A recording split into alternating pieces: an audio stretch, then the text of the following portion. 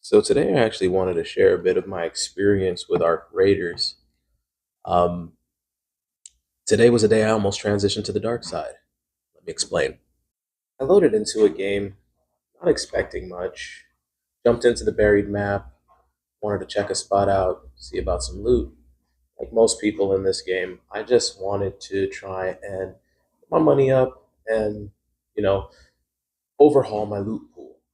Um, Most of the time, I do come across rare, uncommon, and very common items, same as everybody else. But every now and again, I do find some epic stuff. So I figured, let me try Buried.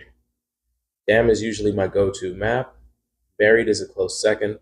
So I figured what could go wrong. Came across a couple of raiders in the early hours of the game for the day. And two of them turned out to be pretty decent. They didn't attack me on sight or anything like that. Even gave them a heads up about the arcs that were in the air because I already knew that they were going to attack on sight, and sure enough, they did. I found myself fighting a bastion. I figured I could take it out with my hull cracker. Another player decided to get involved and did me a huge solid after I kept peppering the bastion with shots. Eventually, after plugging away so much, I thought I had it in the bag. I didn't think anybody else was actually going to come and assist, but lo and behold, somebody decided to be my knight in shining armor, my guardian angel. And in doing so, they actually did me a huge solid because I was able to get a fair amount of good items. I don't know what exactly they hit him with. It might have been a wolf pack, or it might have also been a hull cracker, but that last shot they hit him with did him in. I was able to get a couple things out of it. From here, I figured, you know what? I'm feeling kind of badass. I've got quite a bit of goop, so why not try and get some more? You can never have enough goop. You can never have enough. That's one thing I've learned from the Burnt Peanut, Tim the Tatman, and Cloaksy. So I decided to take on a Bombardier, and I actually fared pretty well. I didn't have anybody come and help me out with this fight. This was all me. I did all the work so I could reap all the benefits. Every single shot that I had to shoot, I made sure that I tried to land it with as much precision as possible because ammo is very scarce. I don't go in with a lot, but when I do, I make sure I try and hit my target as much as possible. So after peppering him over and over again, as you can see, he's smoking. I had to avoid the hornets because I didn't want to get stung. I didn't have much health, and I didn't have a shield recharger or a shield to replace the broken one. So I was in a bit of a predicament, but I kept holding my own. It's all you can do when fighting the Ark. I don't even consider fighting other players because most of the time everybody's pretty helpful. But today was different. Today really tried my patience. After doing all that work, this cool guy decides to take me out. And I was livid.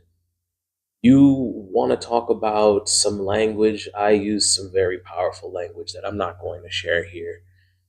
But it was out of frustration for the simple fact that the other players were good to me, and then this douche came by and decided to make things difficult.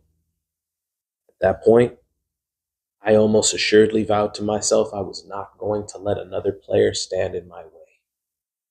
I would wipe the map of any player I came by. So, a couple of games later, after trying to get back into the buried map over and over again and getting loaded in at about 17 minutes or 15 minutes, I decided, screw it, let's go to the dam. The dam never fails me. Loaded in and already had that mindset. I'm going to just destroy anyone I come across. Luckily, at the very beginning, I didn't come across anybody. It was just me by myself. And unfortunate for some of the Ark, they ended up paying the price. Now, my frustration was not sated. I I was still very much upset. But putting a couple bullets inside of things that go boom make man feel good. Yeah, the way that one blew up was awesome. So I decided, let me go upstairs.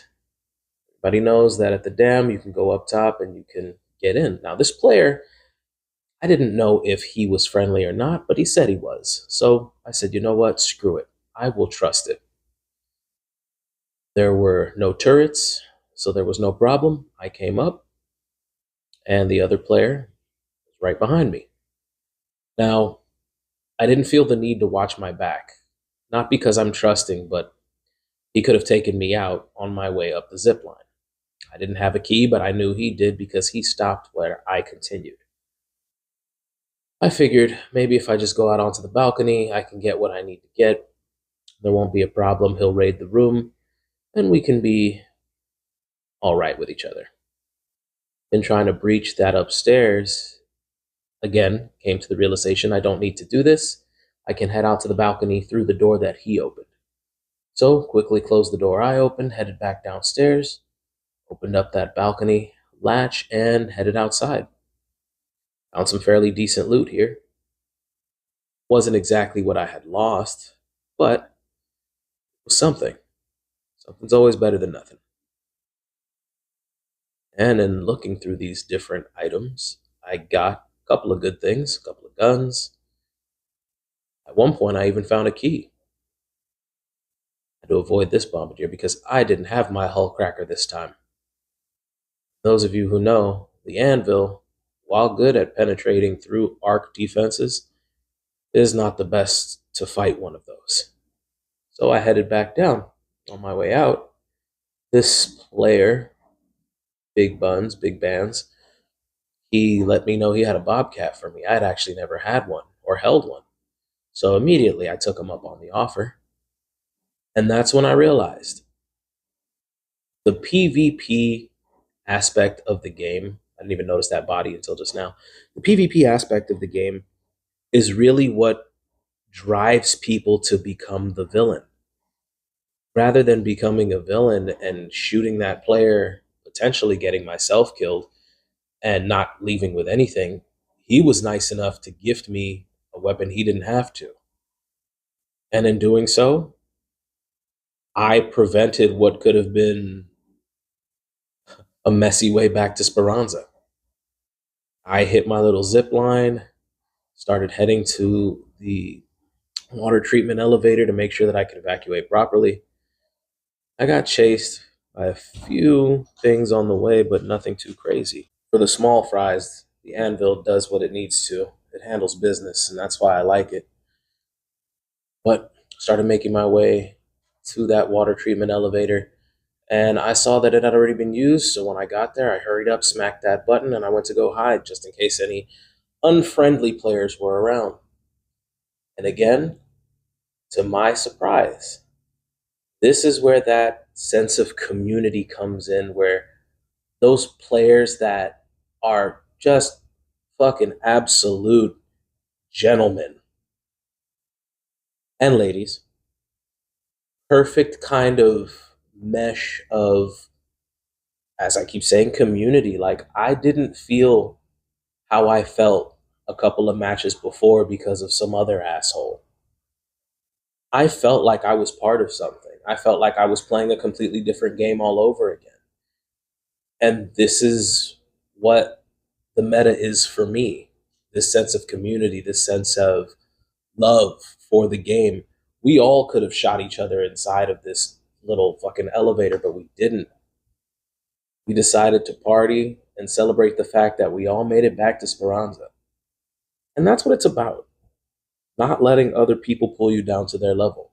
And sure, I might die a lot because of it, but I won't be part of the problem. I'll be part of the solution. Part of those players who are willing to help and who are willing to just do the raid and make it out, extract proper.